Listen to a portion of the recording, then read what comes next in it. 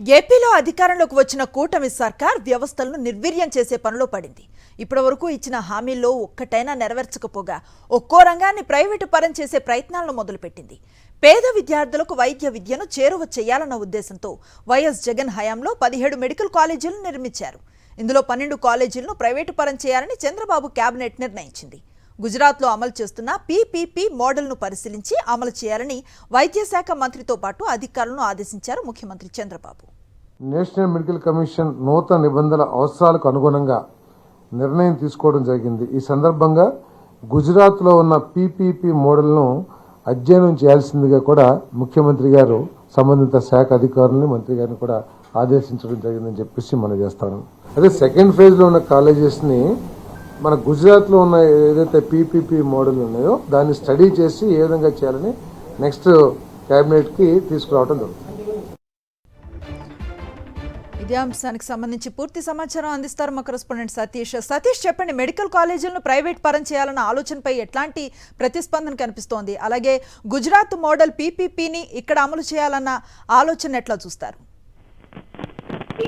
ఆంధ్రప్రదేశ్ రాష్ట్ర మంత్రివర్గ సమావేశంలో ఈ రోజు ఆంధ్రప్రదేశ్ చేసినటువంటి రాష్ట్ర ప్రభుత్వం మొట్టమొదటిసారిగా దేశ చరిత్ర 17 మెడికల్ కాలేజీలు గత ప్రభుత్వం నిర్మించినట్టు మెడికల్ కాలేజీల పైన ఒక కీలకమైన నిర్ణయం తీసుకుంది. ముఖ్యంగా ఈ కాలేజీలన్నింటినీ కూడా ప్రైవేట్ వ్యక్తుల చేతుల్లోకి అప్పగించేందుకు అవసరమైనటువంటి ప్రణాళిక అమలుకు శ్రీకారం చుట్టిందని చెప్పొచ్చు.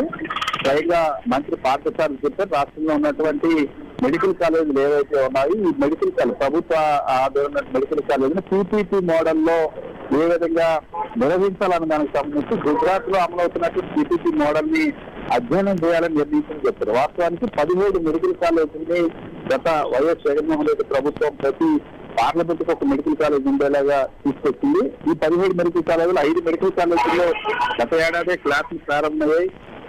5 మెడికల్ కాలేజీల్లో తరగతులు కూడా నిర్వహిస్తున్నారు. ఈ ఏడాది మరొక 5 మెడికల్ కాలేజీల్లో ప్రవేశాలు ప్రారంభం కావాల్సినప్పుడు కూడా ప్రస్తుత ప్రభుత్వం వాటికి సంబంధించి దృష్టి సారించకపోవడం వల్ల ఇంకా ఎంఎన్సీ నుండి అనుమతులు రాలేదు. సో ఇలాంటి తరుణంలో ఈ ప్రభుత్వ రంగంలో మెడికల్ కాలేజ్ నిర్వహించి వాటిని ఆ పేదలకు ఆ మెడికల్ విద్యను అందించాల్సినటువంటి ప్రభుత్వం ఇప్పుడు ఆల్రెడీ గత ప్రభుత్వం తీసుకొచ్చినటువంటి నిర్మాణం చేపట్టిన మెడికల్ కాలేజీలు ప్రైవేట్ వ్యక్తులకి అప్పగించేలాగా దారులు వేయడం అనేది తీవ్ర విమర్శలు పాలవుతుంది. గుజరాత్ మోడల్లో చాలా స్పష్టంగా పీపీపీ మోడల్ ఒకటే మొత్తం ప్రైవేట్ వ్యక్తులకి ప్రైవేటు ఆ యాజమాన్యాలకి ఆ కాలేజీలు అప్పగించేసి ఇంకా వైబిలిటీ గ్యాప్ ఫండింగ్ ఉంటే ఆ విజిఎస్ ని కూడా ప్రభుత్వం చేసేలాగా ప్రభుత్వం పాత్ర చాలా నామినల్ గా ఉంటుంది. పూర్తిగా ప్రైవేట్ వ్యక్తులు ప్రైవేట్ సంస్థలకు సంబంధించిన యాజమాన్యాల గుర్తాపరిచమే పూర్తిగా మెడికల్ కాలేజీలపై ఉంటుంది. అదే గుజరాత్ పీపీపీ మోడల్. ఇప్పుడు ఆ మోడల్ స్టడీ చేయాలని కేబినెట్ ఆదేశించడంతో రాబోయేటువంటి రోజుల్లో ఈ మెడికల్ కాలేజీలకు సంబంధించినటువంటి భవిష్యత్తు ప్రశ్నార్థం కాబట్టి ముఖ్యంగా ప్రైవేట్ పరం చేసేది. ఎందుకంటే ఇప్పటికే